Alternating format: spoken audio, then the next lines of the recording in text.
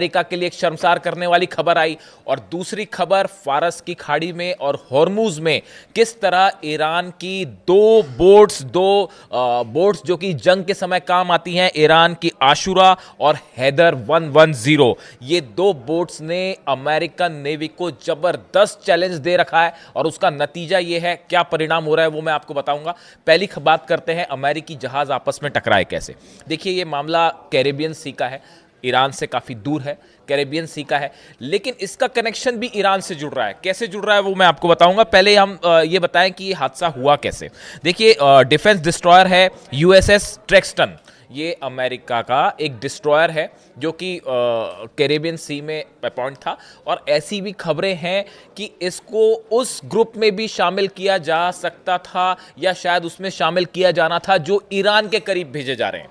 यानी ईरान, देखिए, एक तो अमेरिका ने ये अनाउंस कर रखा है, डोनाल्ड ट्रंप ने, कि एक और एयरक्राफ्ट कैरियर आएगा। और ऐसा जो अंदेशा है कि यूएसएस गेराल्ड आर फोर्ड जो है ये ज्वाइन करने वाला है अब्राहम लिंकन को। यानी एक सिर्फ अब्राहम लिंकन कुछ नहीं कर पाया, अमेरिका ईरान का कुछ नहीं बिगाड़ सकता, तो अब दूसरा भेजने की भी जरूरत पड़ गई है। ये अपने आप में बताने के लिए काफी है कि ईरान की नेवी क्या टक्कर दे रही है।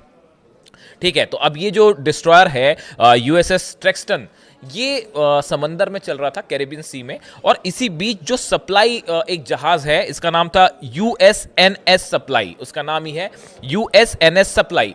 समंदर के बीच इस डिस्ट्रॉयर पे तेल रिफ्यूलिंग का काम हो रहा था, तेल भरा जा रहा था। देखिए, समंदर में और आसमान में अमेरिकी जेट्स सब तरफ हैं और वो रिफ्यूलिंग के काम होते हैं, लंबी जब दूरी जानी होती है तो बीच में रिफ्यूलिंग कर रहा था। इसी दौरान कुछ बैलेंस बिगड़ा या जो भी मिस कम्युनिकेशन हुआ और दोनों जहाज आपस में टकरा गए। दोनों जहाज़ों को खासा नुकसान भी हुआ और कई लोग उसमें जो नौसैनिक सवार थे वो कई घायल भी हुए, जो अस्पताल में भर्ती हैं, उनका इलाज चल रहा है।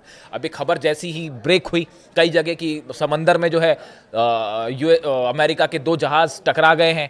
और जब ये खबर स्टार्ट हुई तो सबसे पहले सबको ये लगा, सोशल मीडिया पे अचानक से खबर फैल गई कि भाई कहीं ईरान ने हमला तो नहीं कर दिया और कोई यूएस के दो शिप तो नहीं डुबा दिया। आप देखिए कैसे किस तरह का खौफ जो है वो है देखा जाता है। और वो खबरें एकदम से फैल गई कल कि ये दो जहाज अमेरिका के टकरा गए हैं, दो जहाज तबाह हो गए हैं, इस तरह की खबरें चल पड़ी। हालांकि जहाज तबाह नहीं हुए, टकराए, उनको आपस में नुकसान हुआ और जो लोग घायल हैं उनका इलाज चल रहा है। अब इसमें से जो एक डिस्ट्रॉयर है यूएसएस ट्रेक्सटन, ये बताया जा रहा है कि ये ज्वाइन कर सकता था उस ग्रुप को जो कि मिडिल ईस्ट भेजा जाना है। अब हकीकत क्या है वो पता चलेगी। लेकिन देखिए, ये जो कैरेबियन सी है, ये खबर इंपॉर्टेंट इसलिए है, ये कैरेबियन सी का जो इलाका है, यहीं से अभी हाल ही में अमेरिकन नेवी के जहाज़ों ने रशिया के एक ऑयल टैंकर को फॉलो किया। उस पर पनामा का फ्लैग लगा हुआ था, लेकिन ऑयल उसमें रशिया का बताया जा रहा था, ऐसा शक था अमेरिकन नेवी को। और वो कैरेबियन सी से उसको फॉलो करते रहे और फॉलो करते करते वो इंडियन ओशन में आए, फिर उस पर कब्जा करने की कोशिश की, लेकिन तब तक वो तेल गायब हो चुका था। तो ये अपने आप में एक बड़ा झटका था अमेरिकन नेवी को कि भाई इतनी दूर से फॉलो करते हुए आए, लेकिन रशियन तेल जो है वो पहले ही गायब हो गया या उसमें तेल था ही नहीं। तो देखिए, कहने का मतलब ये है कि वेनेजुएला ऑपरेशन के दौरान भी अमेरिका ने कैरेबियन सी में अपने कई जहाज तैनात कर रखे थे और वो बड़ा आपाधापी मची हुई है, इसको फॉलो कर रहे हैं, उसको फॉलो कर रहे हैं। उस चक्कर में जो है अल्टीमेटली ये दो जहाज आपस में टकरा गए। ये बात हो गई कि अमेरिकी जो जहाज टकराए उसकी।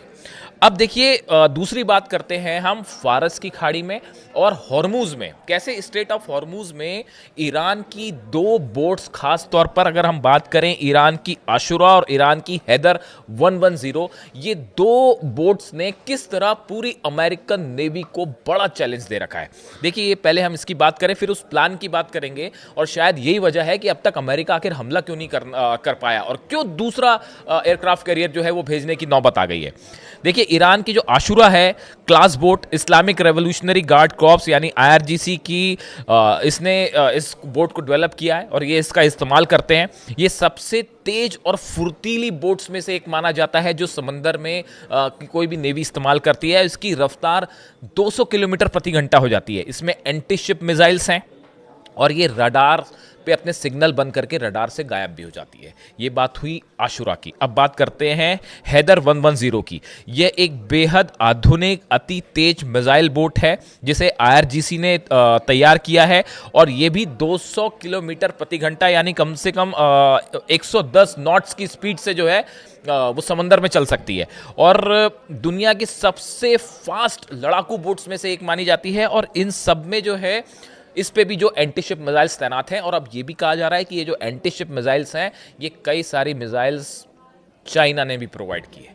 अब देखिए प्लान क्या तैयार किया गया। जो प्लान ईरान ने तैयार किया, ईरान के पास एयरक्राफ्ट कैरियर नहीं है, वो अब्राहम लिंकन है, यूएसएस गेराल्ड आर फोर्ड दूसरा एयरक्राफ्ट कैरियर भेजा जा रहा है। लेकिन जो नौसेना से जुड़े एक्सपर्ट्स बता रहे हैं कि ईरान ने प्लान तैयार किया है कि ये जो आशुरा और हैदर 110 बोट्स हैं, ऐसी करीब 100 से ज़्यादा बोट्स जो है वो हारमूज में और फारस की खाड़ी में ऑलरेडी उतार दी गई हैं। बाकी कितनी है उसकी मैं बात नहीं कर रहा हूं, जो ऑलरेडी हॉर्मूज में और फारस की खाड़ी के आसपास जो है उतार दी गई हैं 100 से ज्यादा बोट्स। इन सब में एंटी शिप मिसाइल्स लगी हुई हैं।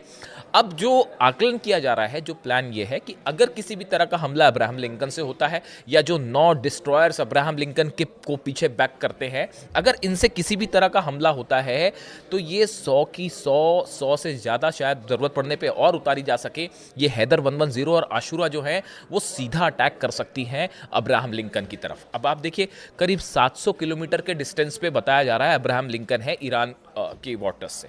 700 किलोमीटर बहुत ज़्यादा डिस्टेंस नहीं है। और ऐसे हालात में अगर 200 किलोमीटर प्रति घंटे की रफ्तार से आप देखिए कि 100 बोट्स एक साथ आगे बढ़ें, सब में एंटी शिप मिसाइल्स हैं और सब एक साथ मिसाइल्स फायर करें, तो बताया जाता है कि ईरान के डिफेंस को उसको अमेरिका के जो डिफेंस हैं उसको रोकना मुश्किल हो जाएगा और अब्राहम लिंकन को बचाना यहाँ पर मुश्किल हो जाएगा। देखिए ये इस तरह का प्लान पहले भी एक बार आजमाया जा चुका है, जिसमें कई बार जहाज़ों को बड़ा नुकसान देखा गया समंदर में। और इसको एक प्लान, खास तौर पे इस प्लान के रूप में जाना जाता है इसको। और देखिए इसके साथ अगर बैक हो जाए ड्रोन्स का भी और मिसाइल्स का भी। अब आप देखिए समंदर में, अरे फारस की खाड़ी और हॉर्मूज का वो इलाका है जो ईरान का अपना घर है, ईरान किंग है वहाँ का। आप वहाँ की एक एक चीज़ चप्पे चप्पे से ईरान वाकिफ़ है। वहाँ पे जाके उसको हराना जो है वो ऐसा है कि शेर की मान में जाके शेर से लड़ना उससे उससे आसान मुश्किल काम है। मतलब उसी की तरह है वो कि आप जो है शेर की मान में घुसें और उसको चैलेंज करें, उससे लड़ें, मुश्किल हो जाएगी अमेरिका के लिए। अब देखिए इसमें जो है बताया जाता है कि अगर 100 बोट्स से एक साथ हमला होता है, ड्रोन्स अलग हैं, मिसाइल्स अलग हैं, अगर 100 बोट से एक साथ हमला होता है और मिसाइल्स फायर कर दी जाती हैं बैक टू बैक, और उसमें से 90 मान लीजिए मिसाइल्स जो बोट से फायर की गई हैं, 90 मिसाइल्स भी अमेरिका ने रोक दी। चलिए मान लीजिए अब्राहम लिंकन थर्ड और पैट्रियट बड़े पावरफुल है, रोक दिए। लेकिन अगर 10% मिसाइल्स भी अब्राहम लिंकन पर गिर गई तो वो अब्राहम लिंकन को डिस्ट्रॉय कर सकती हैं, ऐसा एक्सपर्ट्स बता रहे हैं। कि अगर एक साथ मिसाइल्स फायर होती है, 90% भी अगर आपने मिसाइल्स को इंटरसेप्ट कर लिया, लेकिन 10% मिसाइल्स भी अगर गिरती हैं अब्राहम लिंकन पर या डिस्ट्रॉयर्स पर, तो ये बड़ा चैलेंज हो जाएगा। और देखिए यही वजह है अब तक कि एक अब्राहम लिंकन अपने आप में बताया जाता है कि चलता फिरता जो है वो पूरा युद्ध का मैदान है।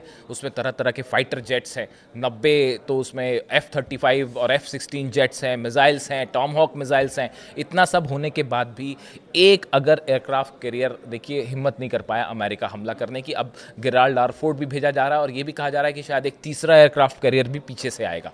लेकिन जो बात तय है वो बात तय ये है कि अमेरिका ने अपना डिप्लॉयमेंट और बढ़ा दिया है, खासकर नेतन्याहू और ट्रंप की मुलाकात के बाद। भले दूसरे दौर की बातचीत हो रही हो न्यूक्लियर एनरिचमेंट को लेकर, लेकिन अमेरिका ने जिस तरह से अपना डिप्लॉयमेंट बढ़ाया है, ये इशारा करता है कि आने वाले कुछ दिनों में एक बड़ी जंग की शुरुआत हो सकती है। और शायद सिर्फ टाइम का इंतज़ार हो रहा है, जैसे कि रूस के विदेश मंत्री लावरोव कह रहे थे कि टाइम बॉम्ब इज टिकिंग, उसी तरफ इशारा है। लेकिन ये जो पूरा इलाका है फारस का और हॉर्मूज का, यहाँ पे एक बड़ी जंग होना तय है, इसमें कोई शक नहीं है। ये बात अमेरिका भी अच्छे से जानता है कि यहाँ ईरान को चैलेंज करना मुश्किल है, और अगर ईरान कभी भी कुछ भी कर सकता है। यही वजह है कि अपने शिप्स को आदेश दिया अमेरिका ने कि यहाँ से जो कमर्शियल शिप्स जा रहे हैं खासकर हॉर्मूज से, वो जो है ईरान की सीमा से, ईरान के वाटर्स से दूर रहें। और अगर किसी तरह का कोई अटैक होता है ईरान की तरफ से या ईरान कोई कैप्चर करता है तो आप उसको किसी तरह का रिटेलिएशन ना करें, उसको प्रोटेस्ट ना करें। यानी आप देखिए कितना बड़ा खौफ है हॉर्मूज के इलाके में और फारस की खाड़ी में।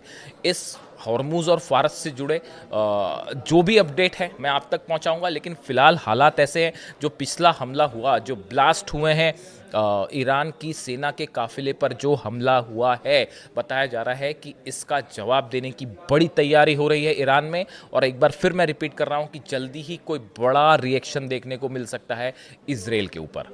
हालात पर नज़र है, इससे जुड़ा जो भी अपडेट होगा मैं आप तक पहुंचाऊंगा। कमेंट करके बताइए वीडियो कैसा लगा। Thank you so much.